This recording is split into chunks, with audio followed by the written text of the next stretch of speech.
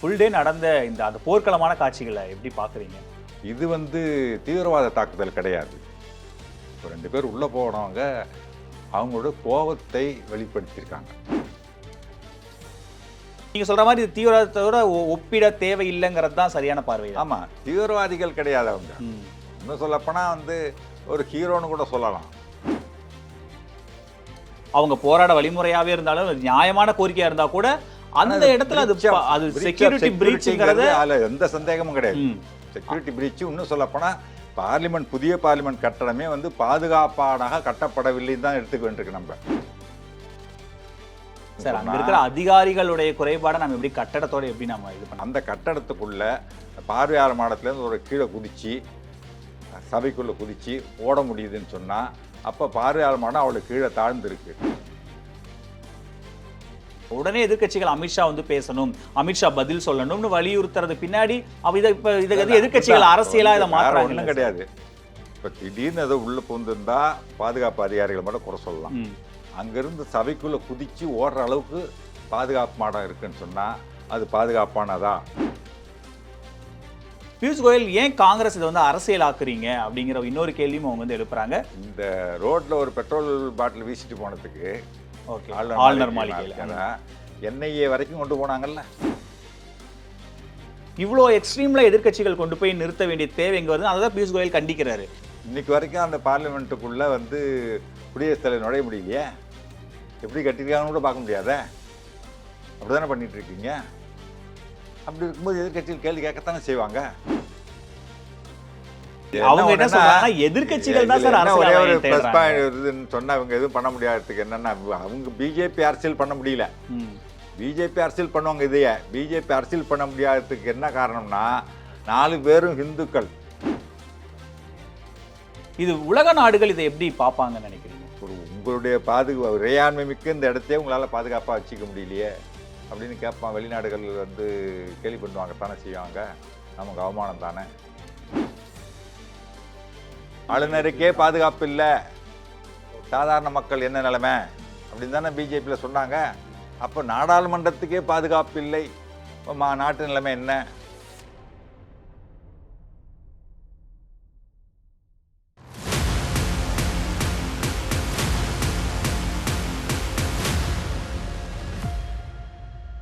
One India அரசியல் நேயர்களுக்கு வணக்கம். இன்றைய அரசியல் களம் நிகழ்ச்சியில் நம்மோடு மூத்த பத்திரிகையாளர் திரு இரா குமார் நம்மோடு இணைந்திருக்கிறார். அவரை வரவேற்று நிகழ்ச்சிக்குள் போகலாம். சார் வணக்கம். சார் வணக்கம். சார், இன்னைக்கு நாடு முழுக்க ஒரு மிகப்பெரிய அதிர்வலை ஏற்படுத்தினது நாடாளுமன்ற கட்டடத்துக்குள்ள 2 பேர் அத்துமீறி உள்ள நுழைஞ்சு டியர் கேஸ் மாதிரியான ஒரு கலர்பொடி இருக்கிற ஒரு வண்ண வெடிகுண்டு மாதிரியான புகை வருது, புகை வர மாதிரி. அது என்னன்னு இது வரைக்கும் அவங்களால ஃபைன் பண்ண முடியல. பட் உள்ள இருந்த எம்பிக்கள் ஏதோ உள்ள இருந்து எடுத்தாங்க, கண் எரிச்சல் வந்தது, புகை மாதிரி வந்ததுங்கிற மாதிரியான இதெல்லாம் சொல்லியிருக்காங்க. ஸோ வெளியில 2 பேரை அரெஸ்ட் பண்ணியிருக்காங்க, உள்ளுக்குள்ள 2 பேரை அரெஸ்ட் பண்ணியிருக்காங்க. அவங்க விசிட்டர் பாஸ் வாங்கிட்டு உள்ள வந்ததா சொல்றாங்க. அவங்க மைசூர் எம்பியோடைய விசிட்டர் பாஸ்ல தான் உள்ள வந்ததாகவும் சொல்றாங்க. அவங்க உள்ள இந்த விஷயங்களை எம்பிக்களே உள்ள தடுத்திருக்காங்க. கனிமொழி பேசும்போது அவை காவலர்கள் யாருமே இல்லை அப்படிங்கிற மாதிரியான ஒரு குற்றச்சாட்டை முன்வைக்கிறாங்க. ஸோ இன்னைக்கு ஃபுல் டே நடந்த அந்த போர்க்களமான காட்சிகளை எப்படி பாக்குறீங்க? இல்லை, இது கண்டிக்கத்தக்கது. நாடாளுமன்றத்துக்குள்ள அத்துமீறி நுழையுது என்று கண்டிக்கத்தக்கது. ஆனால் போன 2001 நடந்து தீவிரவாத தாக்குதல். ஆமாம், அது பார்த்தீங்கன்னா நீங்களாம் பார்த்துருக்கிறதுக்கு வாய்ப்பு இல்லை. லைவாக பார்த்தோம். டிவியில் பார்த்தீங்கன்னா இவங்க நம்ம பாதுகாப்பு படை வீரர்கள் சுடுறாங்க. ஆமாம், அவங்க திருப்பி சுடுறாங்க. அவங்களும் நிறைய பேர் செத்தாங்க. நம்ம இதுலேயும் பாதுகாப்பு வீரர்கள் செத்தாங்க. பெரிய சண்டையே நடந்துச்சு. பார்லிமெண்ட் வெளியில் ஒரு போர்க்களமாக இருந்துச்சு. இது தீவிரவாத தாக்குதல் கிடையாது. 2 பேர் உள்ளே போனவங்க அவங்களோட கோபத்தை வெளிப்படுத்தியிருக்காங்க. ஒரு சர்வாதிகாரம் ஒழிக அப்படின்னு கோஷம் போட்டிருக்காங்க சொல்கிறாங்க. அப்போ சர்வாதிகாரத்துக்கு எதிரான மத்திய அரசுடைய சர்வாதிகார போக்கால் கோபம் அடைந்தவர்கள் தங்கள் கோபத்தை ஏதோ ஒரு வகையில் வெளிப்படுத்தணுன்றது இந்த ஒரு முறையை தேர்ந்தெடுத்து அந்த மாதிரி பண்ணியிருக்காங்கன்னு தான் நம்ம நினைக்க தோணுது. அப்போ ஆனால் செக்யூரிட்டி பிரீச்சுங்கிறது மறுக்க முடியாது. இருக்கு கண்டிப்பாக. ஏன்னா ஒரு உள்ளே அனுப்பும்போது எப்படி செக் பண்ணாமல் அனுப்பிச்சாங்க, அந்த குப்பியெல்லாம் எப்படி அவங்க எடுத்து ஷூக்குள்ளே வச்சு மறைச்சி எடுத்துகிட்டு போனாங்கன்னு சொல்கிறாங்க. இப்போ நம்ம சட்டசபையில் பார்த்தீங்கன்னா பயங்கரமாக செக்யூரிட்டி செக் இருக்கும். இப்போ ஒரு கட்டத்துல வந்து மேலேருந்து குதிக்க முடியாது. அவ்வளோ உயரத்துல இருக்கு. நம்ம ஆமா. சட்டசபை பார்த்துருப்பீங்க ஆமா. நீங்க. குதிச்சான்னா கை கால் கை உடைஞ்சு உடைஞ்சிரும். நகரவும் முடியாது. ம். அவன் எழுந்திருக்க முடியாது. ம். அப்பவுமே என்ன ஆயிடுச்சு ஒரு முறை பேப்பரை வீசிட்டார் ஒரு ஆள். ம். மேல இருந்துட்டு பேப்பர்ல துண்டு நோட்டீஸ் வீசினார். ஓகே. அப்புறம் அவரை கைது பண்ணாங்க. அது வேற. ஆனா அதுலேருந்து இப்ப என்ன பண்ணிட்டாங்கன்னா, வலைய அடிச்சுட்டாங்க. ம். விசிட்டர்ஸ்க்காக. விசிட்டர்ஸ் கேலரியிலேருந்து எதையும் வீச முடியாது. ஓகே. வலைய அடிச்சுட்டாங்க. பயங்கர பாதுகாப்பு இருக்கும். ம். நான் வந்து சட்டசபைக்கு போவேன். அதுக்கான பாஸ் உண்டு. ம். எல்லாம் உண்டு. ஒரு முறை பையன் பார்க்கணும் நான் சட்டசபையை. ஓகே. சின்ன பையன் 5வது 6வது படிக்கிற பையன். அவனை தனியாக அனுப்ப முடியாதுன்றதுனால நானும் கூட போகிறேன். பாஸ் வாங்கிட்டேன். அவனுக்கு எனக்கு 2 பேருக்குமே வந்து விசிட்டர்ஸ் பாஸ் வாங்கியாச்சு. அங்கே இருக்கிற போலீஸ் இந்த சபை காவலர்கள் டெஸ்ட் பண்ண எல்லாருக்கும் நம்ம பழக்கம். பத்திரிகையாளர் நல்லா தெரியும். ஆனால் அவங்க என்ன சொல்லிட்டாங்க, பெல்ட் கட்டிடுங்க, வண்டி சாவி, பாக்கெட்டில் இருக்க சில்லறை எல்லாத்தையும் எடுத்து உள்ள அலோவ் பண்ண மாட்டேன்ட்டாங்க. ஓ, என்ன சொன்னாங்க, சார் உங்களுக்கு தெரியும் பத்திரிகையாளர்ன்றதுனால இதெல்லாம் எங்கள்கிட்ட கொடுத்துட்டு போங்க, வந்து வாங்கிக்கோங்க, இல்லைன்னா நாங்கள் அலோவ் பண்ணவே மாட்டோம், இதெல்லாம் எங்கேயா கொண்டு கொடுத்துட்டு வாம்போம். பத்திரிகையாளர் தெரிஞ்ச தட்டு வாங்கி வச்சுக்கிட்டு போகும்போது நீங்கள் வாங்கிட்டு போங்க வழிய, நீங்கள் பத்திரிகையாளர் மாடத்துக்கு போனால் உங்களை யாரும் கேள்வியே கேட்க மாட்டாங்க. நீங்கள் பாடு போகலாம், என்ன வேணால் எடுத்துகிட்டு போய்க்கலாம். நீங்கள் விசிட்டர் கேபினில் போகும்போது, விசிட்டர் கேபின் பத்திரிகையாளராக இருந்தாலும் விசிட்டர் பாஸில் அங்கே விசிட்டர் கேபின் போகும்போது இந்த செக்யூரிட்டிலாம் ஃபாலோ பண்ணி தான் ஆகணும்னு சொல்லிட்டு அதில் வந்து பெல்ட்லாம் கட்டி வாங்கிட்டாங்க. ஓகே. பாக்கெட்டில் சில்லற காசு, வண்டி சாவி எல்லாத்தையும் வாங்கிட்டாங்க. வாங்கிட்டு தான் உள்ளே அலோவ் பண்ணாங்க. அந்தளவுக்கு வந்து செக்யூரிட்டி இருக்குது, பாதுகாப்பு. அதில் வந்து எந்த சமரசத்துக்கும் இடமில்லாமல், ஈவன் தெரிஞ்சவர் பத்திரிகையாளராக இருந்தாலும் அந்த பார்வையாளர் மாடத்துக்குன்னு போகும்போது அதுக்குரிய இதை ஃபாலோ பண்ணி தான் ஆகணும். ஸ்ட்ரிக்டா நான் ஒன்றும் சண்டை போடல. சரி, அவைக்குள்ள முதலமைச்சர் இருக்காரு, அமைச்சர்கள்லாம் இருக்காங்க. அதனால வந்துட்டு நீங்கள் வந்து பார்வையாளர் மாடத்தில் உங்கள் இது என்னவோ அதை வச்சுக்கோங்க. எனக்கு தெரியாது, நம்ம பார்வையாளர் மாடத்தில் போனதில்லை இது வரைக்கும், இதான் ஃபர்ஸ்ட் டைம் வராங்க, எனக்கு தெரியாதுன்னா, இல்லை சார் ஒன்றும் இல்லை, நீங்கள் இதெல்லாம் வச்சுட்டு போயிடுங்க. நாங்கள் வச்சுட்டு போயிட்டு தான். அந்த அளவுக்கு எதுக்கு சொல்கிறேன்னா, அவ்வளோ பாதுகாப்பு. யாரா இருந்தாலுமே அந்த இதுதான் ஃபாலோ பண்ணணும். ஆனா நம்ம நாடாளுமன்ற கட்டடம், இப்போ நாடாளுமன்றம் ஒரு புதிய கட்டடம், அந்த சென்ட்ரல் விஸ்டா ரோடு வந்து நிறைய முக்கியமான அலுவலகங்கள், குடியரசுத் தலைவர் மாளிகை இருக்கிற ரோடு, அந்த அதுக்குள்ள நுழையினாலே 3 அடுக்கு பாதுகாப்பே ஏரியாவே வந்து ஹை செக்யூரிட்டி ஏரியா. நாடாளுமன்றம், சவுத் பிளாக், நார்த் பிளாக், அந்த பக்கம் குடியரசுத் தலைவர் மாளிகை எல்லாம் சேர்ந்து சென்ட்ரல் விஸ்டான்னு இப்ப மாத்திருக்காங்க. அதுவே வந்து ஒரு ஹை செக்யூரிட்டி ஏரியா அது எப்பவுமே. அதுல வந்து அதுவும் பார்லிமெண்ட்டுக்கு உள்ள போயிருக்காங்க. இவங்க போனவங்க வந்து 2 பேர் மைசூர் பேர் வரைக்கும் வந்துச்சு. அவங்க பாஸ்லாம் வெளியில வந்துச்சு. ஒரு பிஜேபி மைசூர் எம்பி தான் வந்து அவரோட பாஸ்ல தான் போயிருக்காங்க. அவர் கையெழுத்து போட்டு தான் பாஸ் கொடுத்துருக்காங்க. அதெல்லாம் போயிருக்காங்க. வெளியில 2 பேர், அவங்க ஏதோ பஞ்சாப் வேற ஏதோ ஒரு மாநிலத்துல 2 பேர், அதுல ஒரு லேடி ஒன்று. அங்கேயும் அந்த புகை அடிச்சிருக்காங்க. அடிச்சு அங்கே கோஷம் போட்டிருக்காங்க. கோஷம் போட்டு தான் அவங்க கைது பண்ணிருக்காங்க. இப்போ இவங்க போகும்போது என்னன்னா, இவங்க அரசினுடைய சர்வாதிகாரத்துக்கு எதிராக இவங்களுடைய கோபத்தை வெளிப்படுத்துவான உத்தியாக தான் இது ஒரு முறையாக அவங்க எடுத்திருக்காங்க. அது வந்து ஏற்கத்தக்கதில்லைன்றது அது வேற விஷயம். ஆனால் இது வந்து தீவிரவாத தாக்குதல் கிடையாது. மத்திய அரசினுடைய ஒன்றிய அரசினுடைய சர்வாதிகார போக்கை எதிர்த்து நடந்த ஒரு போராட்டம் இது இன்னைக்கு நடந்தது. ஆக்சுவலாக என்ன சார் திடீர்னு இன்னைக்கு சர்வாதிகாரம் வந்துச்சு அப்படின்னு கேட்கலாம்.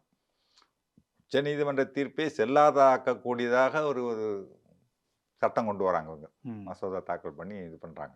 எனக்கு மெஜாரிட்டி இருக்குது, ஜனநாயகத்தில் மெஜாரிட்டி தான் ரைட்டு, அதுக்காக வந்து அந்த மெஜாரிட்டியை பயன்படுத்திட்டு சர்வாதிகார போக்கில் போகக்கூடாது. அதுக்கெல்லாம் ஜனநாயகம். இவங்க என்ன சொல்கிறாங்க, டெல்லியில் வந்து ஐஏஎஸ் ஐபிஎஸ் அதிகாரிகள் நியமிக்கிறது தேர்ந்தெடுக்கப்பட்ட அரசுக்கு தான் அதிகாரம்ட்டு உச்சநீதிமன்றம் தீர்ப்பு கொடுக்குது. கவர்னருக்கா இவருக்கான உச்சநீதிமன்றம் வழக்கு போகும்போது உடனே அடுத்தது என்ன பண்ணாங்க, கவர்னருக்கு அதிகாரம் கொடுத்து ஒரு மசோதா நிறைவேற்றி சட்டமாக்குறாங்க. உச்சநீதிமன்ற தீர்ப்பு செல்லாதாக்குது. ஓகே. ஒரு சாதாரண ஒரு மனிதருக்கு யாராக இருந்தாலுமே ஜனநாயக நாட்டில் கடைசி நம்பிக்கை என்பது நீதிமன்றம் தான். அது ஒரு தீர்ப்பு கொடுத்து அதையும் நாங்கள் செல்லாதாக்குவோம். அது மாதிரி எலெக்ஷன் கமிஷனுக்கு நியமிக்கிறதுலே உச்சநீதிமன்ற தலைமை நீதிபதியில் இருக்கணும்னு சொல்கிறாங்க. அதை செல்லாதாக்கத்து ஒரு சட்டம் கொண்டு வராங்க. இது மாதிரி போனால் இது ஒரு சர்வாதிகார போக்கு தானே இது. இல்லை, சர்வாதிகார போக்கு, அதுக்கு போராடுறாங்க, உள்ளே வராங்கன்றதை தாண்டி இந்தியாவுடைய அந்த ஜனநாயக, இப்போ தமிழக முதல்வர் குறிப்பிட்ட மாதிரி ஜனநாயக கோயிலாக இருக்கிற இடத்துல ஒரு பாதுகாப்பு அச்சுறுத்தல், அவங்க போராட வழிமுறையாகவே இருந்தாலும் நியாயமான கோரிக்கையாக இருந்தால் கூட அந்த இடத்துல அது செக்யூரிட்டி பிரீச்ங்கிறது அதில் எந்த சந்தேகமும் கிடையாது. Security breach. இன்னும் சொல்லப்போனால் பார்லிமெண்ட், புதிய பார்லிமெண்ட் கட்டடமே வந்து பாதுகாப்பானாக கட்டப்படவில்லைன்னு தான் எடுத்துக்க வேண்டியிருக்கு. நம்ம ஓகே பார்வையார் மாடத்தில் ஒருத்தர் குதிச்சு ஓட முடியறதுன்னா அப்போ ரொம்ப லோல இதில் தான் இருந்திருக்கு. அந்த உயரத்தில் வச்சிருந்தாங்கன்னா குதிக்க முடியாது. இப்போ நம்ம சட்டசபையில் குதிக்க முடியாது, தமிழ்நாடு சட்டசபையில். அங்கே குதிக்கிற அளவில் இருக்குன்னு சொன்னால், இப்போ புதிய சட்டசபையில் அந்த மாதிரி தான் உயரத்துலாம் இருந்துச்சு பார்வையார் மாடம், குதிக்க முடியாது. அப்புறமா அது மருத்துவமனை மாறிச்சு, அது வேற விஷயம். அதுலேயும் சட்டசபை நடந்ததில்ல கொஞ்ச நாள். ஆமாம், நடந்தது. அப்போ கூட யாரும் குதிக்க முடியாது. அந்த மாதிரி குதிச்சு ஓடுற அளவுக்கு, குதிச்சு கைகால் முறியல, ஜம்ப் பண்ணி ஓடுற அளவுக்கு அந்த ரொம்ப பார்வையார் மாடத்தை கீழே தாழ வச்சிருக்காங்கன்னு சொன்னா, அந்த பாதுகாப்பை கணதில் கொள்ளாமல் டிசைன் பண்ணியிருக்காங்க. கட்டடத்தை வந்து அந்த மாதிரி தான் கட்டியிருக்காங்க. அவன் வந்து குறைந்தபட்சம் அவர் கட்டினாங்கன்னா கிரில்லாவது போட்டிருக்கணும், வெளியில் யாரும் குதிக்க முடியாத அளவு ஒரு கிரில் போட்டிருக்கணும். அதுவும் இல்லை. ஆக பாதுகாப்பு பாராளுமன்ற கட்டடமே, நாடாளுமன்ற கட்டடமே பாதுகாப்பானதா இல்லை. புதிய நாடாளுமன்ற கட்டடம் பாதுகாப்பானதா இல்லைன்னு தான் நம்ம எடுத்துக்க வேண்டியதாக இருக்குது. 2001 இதே தேதியில் தான் நடந்துச்சு. அதுக்காக அதையும் இதையும் நம்ம சேர்த்து பார்க்க வேண்டியதில்லை. அது ஒரு தீவிரவாத தாக்கல். இந்த மாதிரி செக்யூரிட்டி பிரீச் 76 ஒரு மாதிரி நடந்துச்சு. அப்போ யாருன்னு சொன்னால் எமர்ஜென்சி பீரியடு. ஓகே. சுப்பிரமணிய சாமி எல்லாரும் அரெஸ்ட் பண்ணுவோம். சுப்பிரமணிய சாமி வந்து தலைமறை ஆகிட்டார். தலைமறை ஆகிட்டு அவர் ஒரு சீக்கியர் வேடம் போட்டுக்கிட்டு மக்களவைக்கு இது ராஜ்யசபா மாநிலங்களவை அங்கே வந்துட்டார், பார்லிமெண்ட் வந்துட்டார். அப்போ ஒரு செத்து போனவங்களாம் இரங்கல் குறிப்பு வாசிக்கிறாங்க. சபாநாயகர் வாசிக்கும்போது அது வாசித்து முடித்த உடனே இவர் எழுந்து, இவர் சுப்பிரமணிய சாமின்னு தெரியல, மாறு வேஸ்ட்டில் உள்ளே போயிட்டார் பார்லிமெண்ட்டுக்குள்ளே. இவர் எழுந்து என்ன சொல்கிறாரு, ஒன்று விட்டு போச்சு, இரங்கலுக்குள்ளே ஒன்று விட்டுட்டீங்கன்னு. என்னதுன்னா ஜனநாயகம், ஜனநாயகம் செத்து போச்சு நம்ம நாட்டில், அதுக்கு சேர்த்து இரங்கல் வாசிங்கன்றார். அப்புறம் தான் ஐயோ சுப்பிரமணிய சாமி இடவின்றாங்க. அதுக்கப்புறம் அவர் எஸ்கேப் ஆகிட்டார், அங்கேருந்து பார்லிமெண்ட்டை எஸ்கேப் ஆகி தலைமுறை ஆகிட்டார்.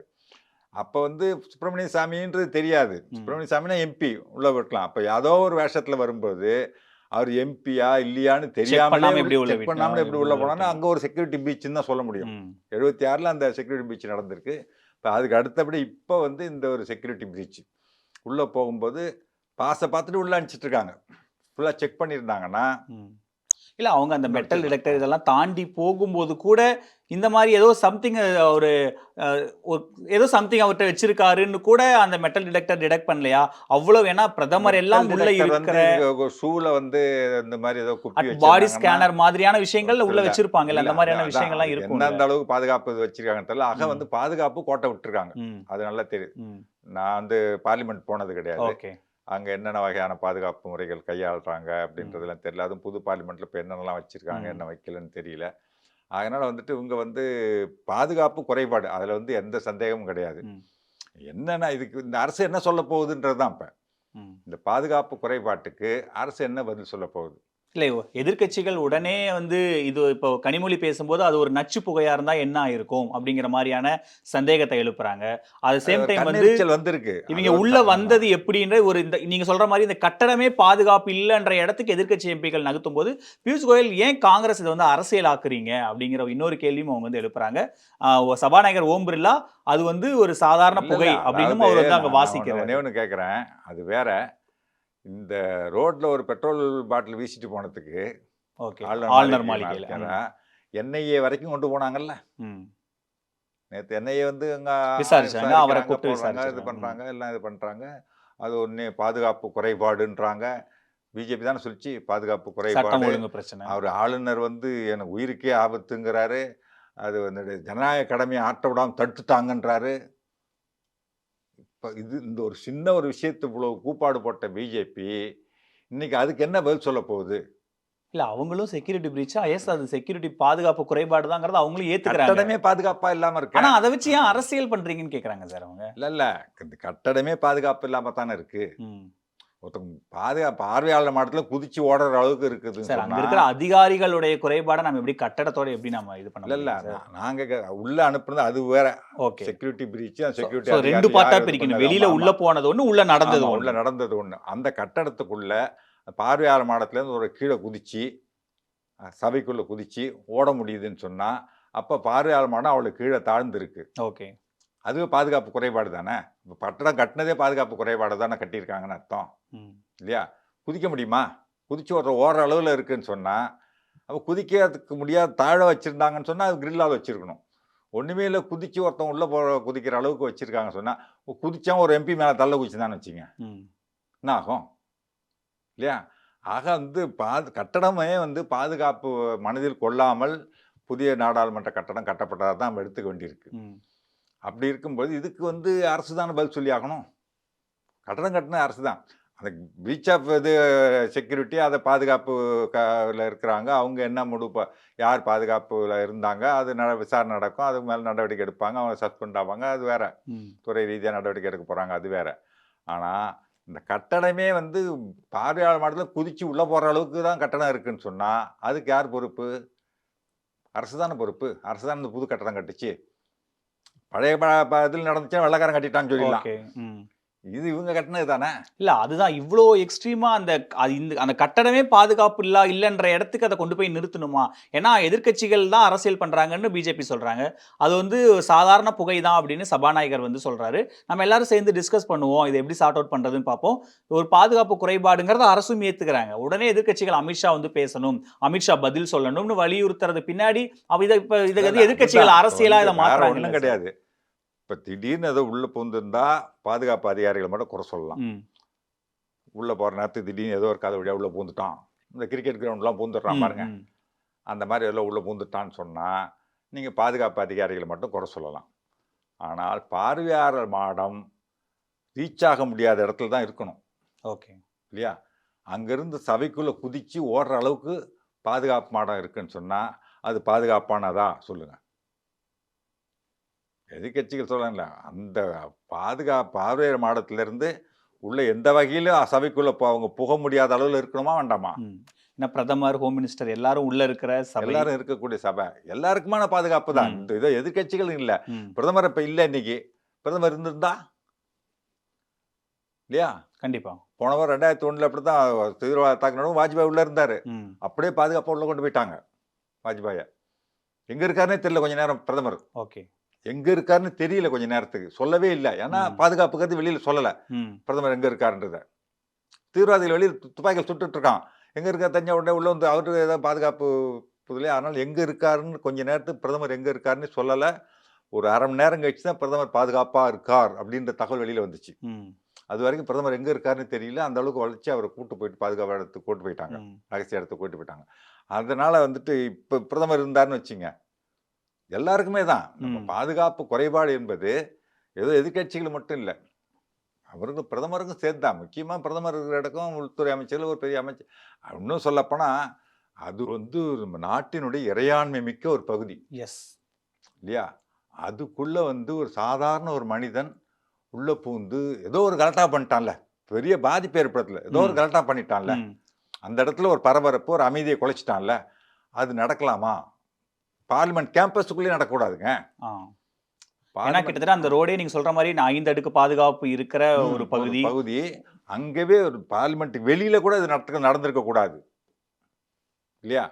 அப்படி இருக்கும்போது நாடாளுமன்றத்துக்கு உள்ளவே இது மாதிரி நடக்குதுன்னு சொன்னா அதை வந்து அது ஃபுல் ப்ரூஃபா இல்லை. நாடாளுமன்ற கட்டடம் பாதுகாப்புக்கு ஏற்றதாக இல்லைன்னு தான் சொல்லணும். எப்படின்னா பார்வையாளர் மாடத்திலேருந்து எந்த ஒரு கட்டத்துல இருந்து எந்த ஒரு பகுதியில இருந்தும் சபைக்குள்ள போறதுக்கு, யாரும் ரீச் ஆகிறதுக்கு, எந்த ஒரு வகையிலும் ரீச் ஆகிறதுக்கு முடியாதபடிக்கு இருக்கணும். அது அந்த பாதுகாப்பு இருக்கணும். அந்த பாதுகாப்பு இந்த கட்டடத்துல இல்லாததுனால தான் பார்வையாளர் மாடத்துல குதிச்சு உள்ள போயிருக்காங்க. அப்ப கட்டணம் பாதுகாப்பானதா இல்லைன்னு தானே சொல்ல வேண்டியிருக்கு. அதுக்கு யார் பொறுப்பு? சார், இப்போ இதில் நம்ம அந்த வீடியோ பார்க்கும்போது அந்த மேலே வந்து அந்த சம்மந்தப்பட்ட நபர் வந்து அங்கேயும் இங்கேயும் தடுமாறுறாரு, ஏறி போறாரு. எம்பிக்கள் வந்து அவரை சரவுண்ட் பண்றாங்க, அதுக்கப்புறம் அவங்களை போட்டு அடிக்கிறாங்க. பொதுவா நம்ம இந்த மாதிரியான விஷயங்களை இப்போ தமிழக சட்டப்பேரவைனா கூட அவை காவலர்கள்னு தனியா இருப்பாங்க. ஏதாவது அசம்பாவிதம்னா உடனே உள்ள வந்துருவாங்க தெரியல. ஆனா இங்க கனிமொழி எது சொல்றாங்க, அவை காவலர்கள்லாம் எங்க இருந்தாங்கன்னே தெரியல, எங்க போனாங்கன்னே தெரியல, யாருமே இல்ல, எம்பிக்கள் தான் அவங்களை பிடிச்சி அடிச்சு அவங்களை வந்து இது பண்ணாங்கன்னு சொல்றாங்க. அவை காவலர்கள்லாம் எங்க போனாங்க அப்படின்னு ஒரு கேள்வி, முக்கியமான கேள்வி கனிமொழி வருது எழுப்புறாங்கல்ல. கேள்வி கனிமொழியுடைய கேள்வி நியாயமானது. ம். அவைக்காளர் நம்ம பார்க்க முடியல, கண்ணில் படல. அவைக்காளர்ல இருந்து அவரை பிடிக்கவும் இல்ல. ம். எல்லாம் இவங்களாம் பிடிச்சி ஆமா, அடிக்கிறாங்க எம்பிக்கள் தான் எல்லாம் பிடிச்சாங்க. அடிக்கிறாங்க. அதுக்கு பிறகுதான் வந்து போலீஸார் வந்து ம். பாதுகாப்பு போலீஸார் வந்து பிடிச்சிட்டு போறாங்க இல்லையா? ம். அது வரைக்கும் அவைக்காளர்கள் என்ன பண்ணாங்கன்னு தெரியல. ம். எப்போ ஒருத்தன் உள்ள குதிச்சாலும் டபான்னு உள்ள புகுந்துருக்கணும்ல. ம். அந்த வாசல்லே நின்னுட்டு இருப்பாங்க. நம்ம ம். சட்டப்பேரவையில பாத்தீங்கன்னா ஆமா, சைடுல வெள்ள நின்னுட்டு சட்டை போட்டுட்டு போலீஸ் வந்து சைடுல எல்லாம் நின்னுட்டே இருப்பாங்க. வாசல் ம். இந்த வாசல்ல 2 பேர் நிப்பாங்க. ஒவ்வொரு வாசல்ல 2 பேர் நின்னுட்டு இருப்பாங்க. வெளியில நின்னுட்டு இருப்பாங்க. டக்குன்னு உடனே உள்ள புகுந்துருவாங்க. ம். அந்த மெயின் கேட்டுக்கு நிறைய வந்துட்டு சபாநாயகர் போறாரு. அதுக்கு சைடுல வேற ஒரு 10 பேர் நின்னுட்டே இருப்பாங்க. ஓகே. ஏதாவதுன்னா உடனே உள்ள போற மாதிரி. அதுக்கான எந்த ஒரு போலீஸும் அங்க ஒரு பாதுகாவலர்கள் சபை காவலர் இருந்ததாவே தெரியல. ம். இருந்தா யாரும் உள்ள சோ அப்போ வந்திருப்பாங்க. ஒரு பிளான்டே இல்லாம இருந்திருக்கு அப்படிங்கறத எடுத்துக்கணுமா அப்போ சார்? வந்து ஒரு இதுல இருந்து என்ன தெரியுது? ஒருவேளை பாதுகாப்பு, பிரைம் மினிஸ்டர் எந்த ஒரு இருந்திருந்தா, பாதுகாப்பு அவையில பிரைம் மினிஸ்டர் இருந்தா இன்னும் கூடுதல் பாதுகாப்போட இருந்திருக்கலாம். இருந்திருப்பாங்களோ? பிரைம் மினிஸ்டர் இல்லன்றதுனால பாதுகாப்பு இல்லாம அப்படி வந்து பிரைம் மினிஸ்டர் இருக்காரு இல்லங்கிறது பிரச்சனை இல்ல. ம். பிரைம் மினிஸ்டருக்கு பாதுகாப்பு கூடுதலா இருக்கணும், அது வேற விஷயம். ம். அது வந்து நாட்டின் பிரதமர். பிடிச்சதோ பிடிக்கலையோ அது வேற விஷயம். இந்திய நாட்டினுடைய நாட்டுடைய பிரதமர். பிரதமர். அவரு வந்து ஒரு பாதுகாப்பு குறைபாடு இருக்கக்கூடாது. அதுல முக்கியம். ஆனால் இந்த இடம் எப்படி? ம். நீங்க ஒரு இறையாண்மை மிக்க ஒரு இடம். ஜனநாயக கோயில் முதல்வர் சொன்ன மாரி. அந்த இடத்துல வந்து ஒரு அசம்பாவிதம் நடக்காத அளவுக்கு ஒரு பாதுகாப்பு இருக்கணுமா வேண்டாமா? ம். அது கூட இப்ப சபை காவலர்களே இல்லையே. சுத்திலும் வந்து பாதுகாப்பு அதிகாரிகள் யாருமே இல்ல. பாதுகாப்பு போலீஸார் இல்ல. உடனே உள்ள நுழைஞ்சு அவன பிடிக்கிறதுக்கு கூட ஒரு போலீஸ் இல்ல. எம்பிக்கள் சேர்ந்து தான் பிடிக்கிறாங்கன்னா, அப்ப வந்து ஒரு நாடாளுமன்றத்திலே பாதுகாப்பு இல்ல. அப்படின்னு இப்படிதான் எம்பிக்கள் சொல்லுவாங்க. சொல்றது நம்ம ஆளுநருக்கே ஏத்துக்கிட்டு தான். பாதுகாப்பு இல்ல. ஓகே. சாதாரண மக்கள் என்ன நிலைமை? ம். அப்படின்னு தானே பிஜேபியில சொன்னாங்க. ம். அப்ப நாடாளுமன்றத்துக்கே பாதுகாப்பு இல்லை. இப்ப நாட்டு நிலைமை என்ன? அப்படின்ற கேள்வி வரும்ல, கேட்கலாம்ல. இததான் அவங்க அரசியல்னு சொல்றாங்க சார். நீங்க இங்க செய்யும்போது அவங்க அதைத்தானே செய்வாங்க. இல்ல, இதே உடனே இவங்க மல்லிகார்ஜுன செய்யறது கார்கே இல்ல. வந்து இதுக்கு வந்து அரசு உடனடியா பதில் சொல்லணும். நாடாளுமன்றத்துல எம்பிக்களுக்கே பாதுகாப்பு இல்ல. என்ன இது இவ்ளோ பாதுகாப்பு குறைபாடா இருக்கு? உடனடியா அமித்ஷா வந்து இதுக்கு ஒரு விளக்கம் கொடுக்கணும். உள்துறை அமைச்சர் விளக்கம் கொடுக்கணும்னு இப்ப நீங்களே பேசுறதுக்கு பின்னாடியே கேட்டீங்கல்ல, அரசியல் இருக்குல்ல ஒரு சார். போலீஸ் கூட உள்ள வரலையே சார். எம்பிக்கள் தானே பிடிக்கிறாங்க ம். அப்படின்னு சொன்னா, அப்ப அது பாதுகாப்பா இருந்ததுன்னு அர்த்தமா? நீங்க உள்ள நுழைஞ்சது தப்பு. ம். என்ன? அது நுழைய விட்டது தப்பு. அதை விட்டுருங்க. நுழைஞ்ச பிறகு அவனை பிடிக்கிறதுக்கு கூட ஒரு போலீஸ் சுத்திலும் இல்லைன்னு சொன்னா, அப்ப என்ன பாதுகாப்பு அங்க இருக்கு? அதை கேள்வி கேட்க மாட்டாங்களா? இதை விட்டுருங்க. எதிர்க்கட்சிகள் எம்பிங்க விட்டுருங்க. ம். அமைச்சர்களே வச்சுங்களேன். சோ சரி, உள்ள வந்துட்டான். வந்ததுக்கு அப்புறம் என்ன பண்ணீங்கங்கிறதும் கேள்விகளா வந்ததுக்கு அப்புறம் இருக்குன்றீங்களா? அவனை பிடிக்கிறதுக்கு ஒரு போலீஸ் கூட வரலையே. எம்பிக்கள் சேர்ந்து தானே பிடிக்கிற நிலைமையில இருக்கு. ம். அப்ப என்ன பாதுகாப்பு ஏற்பாடுகள் பண்ணியிருக்காங்க அங்க? ம். பாதுகாப்பே இல்லை. பிரதமர் இருந்தா தான் பாதுகாப்பு கொடுப்போம். இல்லைன்னா பாதுகாப்பு கொடுக்க மாட்டோன்றது. இது சாதாரண இடமா? இது என்ன ஒரு பொதுக்கூட்டமா? பிரதமர் வந்தா ஒரு பாதுகாப்பு, மத்தவங்க வந்தா ஒரு பாதுகாப்பு கொடுக்கறதுக்கு. இது நாடாளுமன்றம். ஜனநாயக கோயில். இது இறையாண்மை மிக்க ஒரு இடம். அங்க வந்து ஒரு சின்ன அசம்பாவிதம் நடந்தாலும் கூட அது ஒரு கௌரவ குறைச்சல் நாட்டுக்கு. இல்லையா? கனிமொழி அதுதான் இது பாதுகாப்பு உலகத்துக்கு உலக நாடுகளுக்கு முன்னாடி இந்தியாவுக்கு ஒரு மிகப்பெரிய அவமானம் இது அவமானம் தான். அப்படின்னு இது அவங்க நிச்சயமா சொல்றாங்க. அவமானம் தான். இந்த இறையாண்மை மிக்க ஒரு இடத்துல சாதாரண 2 குடிமகன் உள்ள புகுந்து கலாட்டா பண்ணிட்டான்னு சொன்னா, உயிர் பாதுகாப்பு யாரும் தாக்க வேண்டாம். ம். உள்ள புகுந்து ஒரு கோஷம் போட்டுட்டான்னாலே அது அவமானம் தான். அப்ப பாதுகாப்பு இல்லாதது தான் இருக்குன்னு அர்த்தம். இல்ல, அதை அது கேள்வி உள்ள கேட்க தான் செய்வாங்க. இல்ல சார், உள்ள வந்து அதான் அவங்க திரும்ப அதான் கேட்கறாங்க. உள்ள வந்து நடந்துருச்சு. அதுக்கப்புறம் அடுத்த கட்ட நடவடிக்கைகள் என்ன? நம்ம இதை எப்படி சரி பண்ணலான்ற இடத்துக்கு வாங்க பேசலான்ற இடத்துல நீங்க உடனடியா அதை வந்து உள்துறை அமைச்சர் வந்து பேசணும். உள்துறை அமைச்சர் வலியுறுத்தணும். இது வந்து இங்க பாதுகாப்பே இல்ல. உயிருக்கே ஆபத்து. இது உலக நாடு மத்தியில் இந்தியாவுக்கு அவமானம்னு இவ்வளோ எக்ஸ்ட்ரீம்ல எதிர்க்கட்சிகள் கொண்டு போய் நிறுத்த வேண்டிய தேவை எங்க வருது? அதான் பியூஷ் கோயல் கண்டிக்கிறாரு. ஏன் இதை இதுலயே அரசியல் பண்றீங்கன்னு அவர் கண்டிக்கிறாரு. இல்ல. இவங்க எதிர்க்கட்சியா இருந்தாலும் இதைத்தானே செய்வாங்க. எதிர்க்கட்சிகளும் அதாங்க செய்வாங்க. ம். அதுக்கப்புறம் அடுத்தது பேசுவாங்க. பாதுகாப்புக்கு என்ன பண்ணணும் போதணும்னு சொல்லிட்டு. இவங்க வந்து நான் கேட்குற குறைந்தபட்சம் இவங்க ஒரு ஜனநாயக புதிய பார்லிமெண்ட்டுங்கிறது ஒரு எல்லாருக்குமானது. ஆளுங்கட்சிக்கு மட்டுமானது அது? ம். இல்லையே. நாளைக்கு ஆட்சி மாறலாம். இன்னொரு கட்சி வந்து உட்காரலாம். இல்லையா? அதை கட்டுறதுக்கு ஏதாவது ஒரு எதிர்க்கட்சி கூட தலைவர்கள் கூட குறைந்தபட்சம் ஒரு ஆலோசனை நடத்தியிருக்காங்களா? சொல்லுங்க. கட்டுனாங்க, திறந்தாங்க. அதுக்கப்புறம் பழைய பார்லிமெண்ட்ல நடக்குது. புது பார்லிமெண்ட்ல ஒரு எம்பி கூட உள்ள போக முடியல. ஃபுல்லா பாதுகாப்பு. என்ன காரணம்னு தெரியல. கேட்டா ஒழுகுதுன்றாங்க. கேட்டா வாஸ்து சரியில்லைன்றாங்க. கேட்டா 2ம் தான் சொல்றாரு ஒரு அதிகாரின்றார் வெங்கடேசன். அப்படி இருக்கும் பொழுது அது ஏன் அவ்வளோ ரகசியமாக பண்ணுறீங்கன்றான். நீங்கள் எதிர்க்கட்சிக்கு என்ன மரியாதை கொடுத்துருக்கீங்க சொல்லுங்க? ஒரு பார்லிமெண்ட் கட்டடம் கட்டுறீங்க, அது எல்லாருக்குமானது இல்லையா? அவங்க நான் பிஜேபி ஆஃபீஸ் கட்டுறதுக்கா உங்களை கேட்குறாங்க? எல்லாருக்குமானது தானே. என்ன பண்ணாங்க அதுக்கு? இன்னைக்கு வரைக்கும் அந்த பார்லிமெண்ட்டுக்குள்ளே வந்து குடியரசுத் தலைவர் நுழைய முடியலையே. எப்படி கட்டியிருக்காங்கன்னு கூட பார்க்க முடியாதே. அப்படி தானே பண்ணிட்டு இருக்கீங்க. அப்படி இருக்கும்போது எதிர்க்கட்சிகள் கேள்வி கேட்கத்தானே செய்வாங்க. இப்போ எதிர்க்கட்சிகள் இந்தியா கூட்டணி சார்பா எல்லாரும் சேர்ந்து குடியரசுத் தலைவரை சந்திச்சு பாதுகாப்பு இந்த சுச்சுவேஷன் எக்ஸ்பிளைன் பண்ண போறோம். கட்டடம் எப்படி இருக்கு, என்ன நடந்தது, எவ்வளவு பாதுகாப்பற்ற சூழ்நிலையில எனக்கே இருக்குன்னு தெரியாதுங்க அந்த எக்ஸ்பிளைன் பண்ண கட்டடம் எப்படி போறோம் அவங்க இருக்குன்னு. சொல்ல போறதா சொல்றாங்க. அதான் அந்த கட்டடம் எப்படி இருக்குன்னு எனக்கே தெரியாதுங்க, நானே பார்த்தது இல்லைங்கம்பாங்க அந்த அம்மா. வேற என்ன சொல்ல முடியும் அவங்க பாவம். குடியரசுத் தலைவர் உள்ளவே வரலையே இது வரைக்கும். ம். அவங்க என்ன பண்ணுவாங்க பாவம்? நானே பார்த்தது இல்லைங்க, எனக்கே தெரியாதுங்க அந்த கட்டடம் எப்படி இருக்குன்னு. அப்படிதான் சொல்லணும். இப்போ இதுல அந்த உள்ள குதிச்சவங்க வந்து நீங்க சொல்ற மாதிரி சர்வாதிகாரம் ஒழிக மணிப்பூர் தொடர்பான சில கோஷங்களும் அங்க வந்து போசப்பட்டதா வந்து சொல்றாங்க. அவங்க கோபத்தை வெளிப்படுத்தியிருக்கார்கள். ம். அவ்வளவுதான். அப்படியே வேற இதுல வந்து வெளியில இருக்காது. கைது செய்யப்பட்ட அந்த லேடி வந்து நான் எந்த இயக்கத்தை சார்ந்தவரும் கிடையாது, வந்தே பாரதம்னு சொல்றாங்க, பாரத் மாதா கி ஜெய்ன்னு சொல்றாங்க, நான் ஒரு இந்திய பிரஜைன்னு சொல்றாங்க. அவங்க இது நீங்க சொல்ற மாதிரி இது தீவிரவாதத்தோட ஒப்பிட தேவையில்லைங்கிறது தான் சரியான பார்வை. ஆமா, தீவிரவாதிகள் கிடையாது அவங்க. ம். இன்னும் சொல்லப்போனா வந்து ஒரு ஹீரோன்னு கூட சொல்லலாம். ஓகே. ஏன்னா ஒரு சர்வாதிகாரத்தை எதிர்த்து போராடக்கூடிய ஒவ்வொருத்தரும் ஹீரோ தான். ம். அவங்க தனியாளா கூட இருக்கலாம்.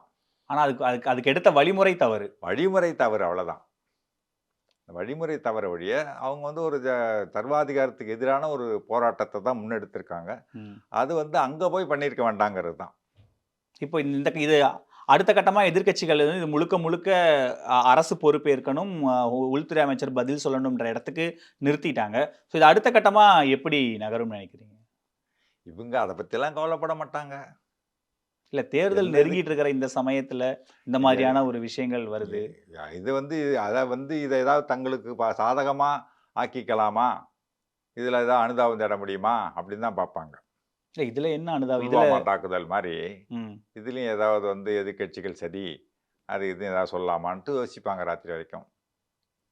இல்ல இதுல என்ன அரசியல் ஆதாயம்? என்ன ஒண்ணுன்னா அவங்க என்ன சொல்றாங்கன்னா எதிர்க்கட்சிகள் தான் சார் ஒரே ஒரு அரசியல் பிளஸ் பாயிண்ட் இருக்குதுன்னு சொன்னா இவங்க எதுவும் பண்ண முடியாததுக்கு என்னன்னா, அவங்க பிஜேபி அரசியல் பண்ண முடியல. பிஜேபி அரசியல் பண்ணுவாங்க. இதையே பிஜேபி அரசியல் பண்ண முடியாததுக்கு என்ன காரணம்னா 4 பேரும் இந்துக்கள். ஓகே. அதுக்கு வந்து பாஸ் கொடுத்து கையெழுத்து போட்டவர் பிஜேபி எம்பி. அதனால பிஜேபி இப்போ அரசியல் பண்ண முடியல. இதில் ஏதாவது 2 பேர் வேற பேராக இருந்திருந்தால், எதிர்கட்சியில் யாராவது ஒருத்தங்க கையெழுத்து போட்டிருந்தாங்கன்னா இந்நேரம் பிஜேபி எவ்வளோ அரசியல் பண்ணும்? சும்மா விடுமா? ஆஹா, பாதுகாப்பு எங்களுக்கு குறிவைத்து விட்டார்கள் அப்படி இப்படின்னு சொல்லி பொண்ணமா அவ்வளோ கதையும் விடுவாங்கல்ல. அதெல்லாம் செய்யறதுக்கு வாய்ப்பு இல்லாமல் போயிடுச்சு. நல்ல வேலையா பிஜேபி அரசியல் பண்ண வாய்ப்பு இல்லை, அதனால எதிர்க்கட்சிகள் அரசியல் பண்றாங்கன்னு சொல்லுவாங்க. அதனால அவங்க பண்ணாம இருக்காங்க. பாதுகாப்புக்கு யாருங்க பொறுப்பு? அரசு தான் பொறுப்பெடுத்துக்கணும். அவங்க தான் பதில் சொல்லணுன்றாங்க. அதுல என்ன அரசியல் இருக்கு? இல்ல அது நம்ம எல்லாரும் சேர்ந்து நாம இதை அடுத்த கட்டமா என்ன பண்ணலாம்னு யோசிக்கிறது. உடனடியா நீங்க வந்து நீங்க எல்லாரும் சேர்ந்து கட்டடமே பாதுகாப்பு இல்ல, உலக நாட்டுக்கே அமைதி. இல்ல இது கட்டும்போது இல்ல இது எல்லாருக்குமான கட்டடம் தானே. கட்டும்போது எதிர்க்கட்சிகள் ஏதாவது கலந்து ஆலோசிச்சிங்களா? யாருக்காவது ஒரு பிளான் தெரியுமா? ஒண்ணு தெரியுமா? என்ன பண்ண போறீங்கன்னு தெரியுமா? ஒன்றும் கண்டுக்கலையே, ஒண்ணுமே கண்டுக்கலையே, யாரையும் உள்ள கூட விடலையே கடைசி வரைக்கும். நீங்க பாடு உங்க ஏதோ சொந்தமா உங்க வீடு கட்டுற மாதிரி கட்டிவிட்டீங்க. இப்போ வந்து பாதுகாப்பா இல்லை அப்படிங்கும் பொழுது மழையில் ஒழுகுச்சு. அதே வெளிப்படையில் சொன்னாங்களா? 900 கோடி போட்டு ஒரு கட்டடத்தை கட்டுறாங்க, அது ஒழுகுது, மழை பெஞ்சா ஒழுகுதுன்றாங்க. அப்புறம் வாஸ்து சரியில்லைன்றாங்க. எதாவது ஒரு காரணம் திறந்தாச்சு. அதன் பிறகு பழைய பார்லிமெண்ட்லேயே நடக்குது கட்டடத்திலே. இங்கே கூட்டம் இங்கே நடக்கலை. ஏன் நடக்கலை, எதனால் அங்கே போகலைன்னாச்சும் சொன்னாங்களா? எதுவுமே நீங்கள் சொல்ல மாட்டீங்க.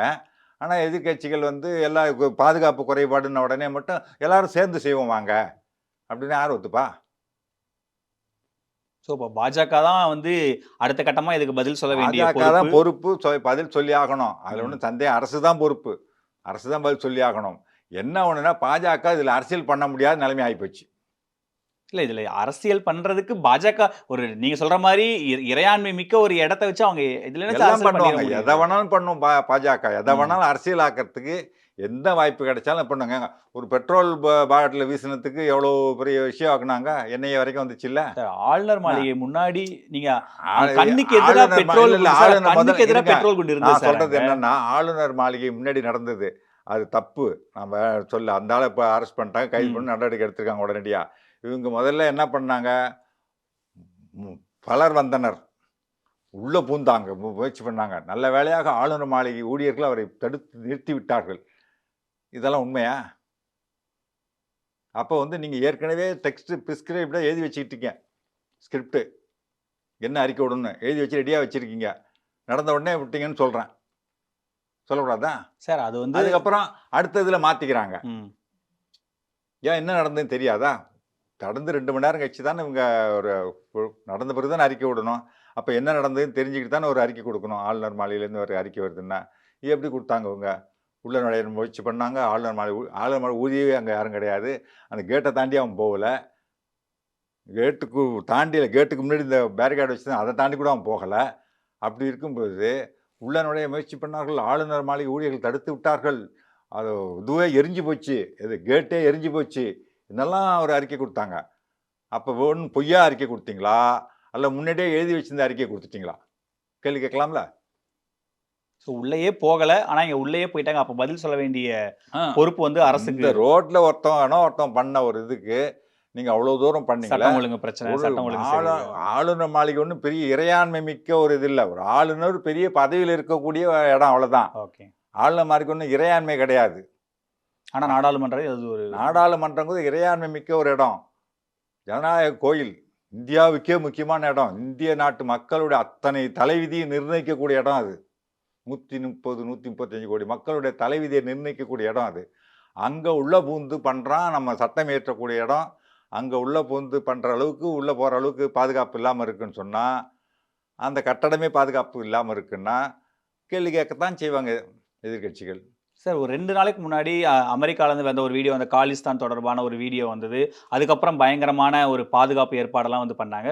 பொதுவா இந்த மாதிரியான இப்ப நீங்க சொன்ன 2001 இதே டேட்ல நடக்கும்போதும் சரி, முக்கியமான இந்த மாதிரியான விஷயங்கள் நடக்கும்போது கூடுதல் பாதுகாப்பு எப்பவுமே வந்து போடுவாங்க. அந்த ஸ்பெசிபிக் டேட் அந்த டேட் வரும்போது இந்தியா முழுக்க முக்கியமான இடங்கள்ல டிசம்பர் டிசம்பர் 6ஆம் 6 தேதி பெட்டியெல்லாம் சோதனை பண்ணி எல்லா பக்கமும் போடுவாங்க. ஸோ அது ஒரு இயல்பா நடக்கிற இந்தியா முழுக்க நடக்கிற ப்ராசஸ். அந்த நாள்லயே இவ்வளோ முக்கியமான நீங்க சொல்ற மாதிரி நாடாளுமன்றத்திலேயே ஒருத்தங்க உள்ள போய் இந்த மாதிரியான அங்க எந்த விதமான அசம்பாவிதம் நடக்கலனா கூட ஒரு செக்யூரிட்டி பிரீச் நடந்திருக்குங்கும் போது இது உலக நாடுகள் இதை எப்படி பார்ப்பாங்கன்னு நினைக்கிறீங்க? அதைத்தான் சொல்றாங்க. உலக நாடுக்கு முன்பு அவமானம் நமக்கு. அது நீங்க சொல்ற மாதிரி சாதாரண நாளாக இருந்தாலும் பரவாயில்ல.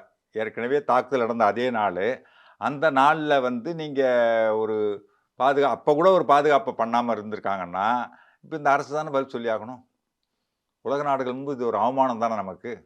நம்ம பார்லிமெண்ட் கட்டடம் பாதுகாப்பு இல்லாத இருக்குதுன்னு சொன்னால், உலக நாடுகள் முன்பு ஒரு பார்லிமெண்ட் காந்தி பல உலக தலைவர்கள் வந்து போற இடம், பல உலக நாட்டு தலைவர்கள். இங்கிலாந்து பிரதமர் கடிதம் எழுதினாரா, 40 ம். வருஷமா நாங்கள் பாதுகாத்து வச்சிருந்தோம், சுதந்திரம் கொடுத்த இந்த உடனே இப்படி கொண்டுட்டீங்கடா அவரை, காந்தியை மதவெறி கொண்டுடுச்சேன்னாரு. மதவெறி வந்து காந்தியை கொண்டுடுச்சே அப்படின்னு. அந்த மாதிரி ஒரு உங்களுடைய இறையாண்மை மிக்க இந்த இடத்தையே உங்களால் பாதுகாப்பாக வச்சுக்க முடியலையே அப்படின்னு கேட்பான். வெளிநாடுகள் வந்து கேள்வி பண்ணுவாங்கத்தானே செய்வாங்க.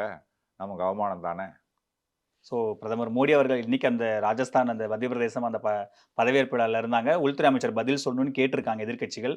பார்லிமெண்ட் செஷன் தொடர்ச்சியாக நடக்க இருக்கு. ஸோ என்ன சொல்றாங்கன்னு நம்ம ஒருத்தர் உள்துறை அமைச்சர் ஏதாவது சொல்லுவார். மோடி வருவார் நம்பிக்கை இல்லை எனக்கு பார்லிமெண்ட்டுக்கு. அவர் எதுக்கும் பார்லிமெண்ட்டில் வந்து பதில் சொல்ல மாட்டார்.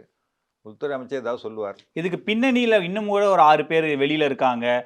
ஈவன் அந்த கைது செய்யப்பட்ட நபரோட தந்தைகிட்ட பேசும்போது என் மகன் வந்து மூளை சலவை செய்யப்பட்டிருக்காரு அப்படின்ற மாதிரியான விஷயங்கள்லாம் வருது. இது வேற மாதிரியான ஒரு நெட்வொர்க்கு, வேற மாதிரியான விஷயங்கள், இதுக்கு பின்னாடி வேற ஒரு திட்டம் இருக்கு. இந்த மாதிரியான கோணங்கள்ல அடுத்த கட்ட விசாரணை எல்லாம் தெரிய வரும். விசாரணையில் தான் தெரிய வரும். அது ஒன்றும் தீவிரவாத தாக்குதல் கிடையாதுன்னு நல்லா தெரியுது முதல் கட்டமாக பார்க்கும் பொழுது. போக போக விசாரணையில் தான் தெரியும். ஆனால் தீவிரவாத தாக்குதலாம் வேற ஏதாவது ஒரு வெடிகுண்டு அதுக்கு எடுத்துகிட்டு வந்திருப்பான். கண்டிப்பா அது இல்லை. ஆனால் ஒரு ஜனநாயகத்தின் மீது பற்றுள்ள ஒரு இயக்கமாக இருக்கலாம், தனி மனிதனாக இருக்கலாம். யாரோ ஒருத்தர் விசாரணையில தெரிய வருது. அரசின் சர்வாதிகார போக்கு பிடிக்காமல் அதனால அந்த கோபத்தை வெளிப்படுத்தினதா தான் இப்ப இருக்கிற நிலைமைக்கு அப்படிதான் நம்ம எடுத்துக்க முடியுது. இனிஷியல் ரிப்போர்ட் நம்ம அதை வச்சு போக தான் பண்ணணும். விசாரணையில வேற எதுவும் தகவல் வந்தாதான் அப்ப அதை பத்தி நம்ம ஸோ பேசணும். என்ன நடக்குதுன்னு பார்ப்போம் சார். இவ்வளோ நேரத்தை கொடுத்ததுக்கு ரொம்ப நன்றி. நன்றி, வணக்கம். இன்னொரு நிகழ்ச்சியில் சந்திக்கலாம். நன்றி, வணக்கம்.